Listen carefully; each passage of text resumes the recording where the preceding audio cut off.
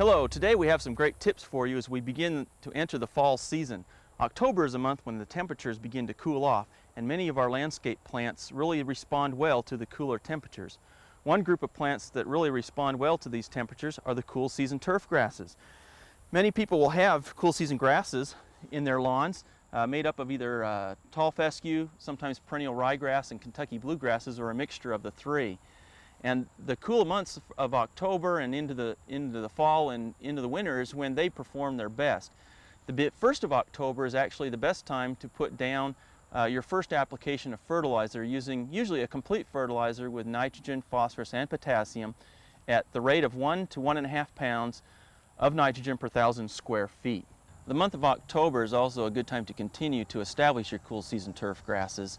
The cooler weather helps them to germinate and establish a good root system, and they will continue to grow and produce a root system into the fall and winter months, and then again in the spring, and then they will be well established before the heat hits next summer.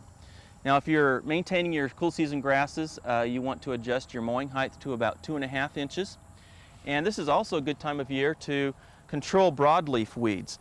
Perennial broadleaf weeds such as dandelions will be in your turf areas, as well as some of the annual broadleaf weeds might be popping up right now. And during October and through November, you can control these very easily with the broadleaf herbicides. Be sure that you always read and follow the label directions on those herbicides before applying them. October is also a good time to plant some other cool season plants. Some annuals such as pansies, ornamental flowering, kale and cabbage, or snapdragons are often available in the nurseries, and now is a good time to plant those, especially the pansies. They love the cooler weather, and they are a tough annual. They will survive very well even if we get snow and ice.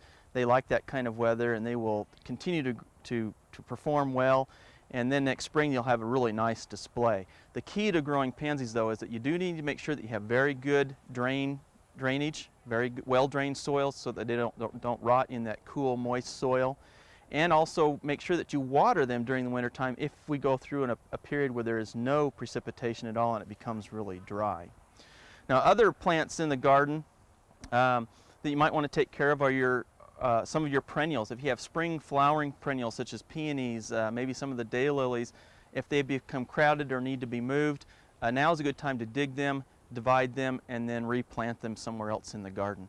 Other plants that can be planted in October and into November that go along with the pansies are the spring flowering bulbs. Those should be in the garden centers now or coming soon, so look for your tulips and your crocus, etc.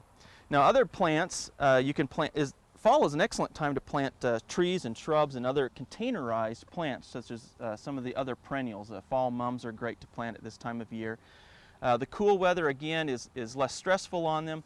They can be planted in the ground, and then their roots will continue to grow and establish well throughout the fall and into the winter, again in the spring, and then come summertime when the heat really hits, they'll be well established and be able to tolerate that heat a lot better. Some of you may also be growing some house plants in containers out on your deck or out on the porch or around the home. And these plants will need to be moved in before it gets too cold.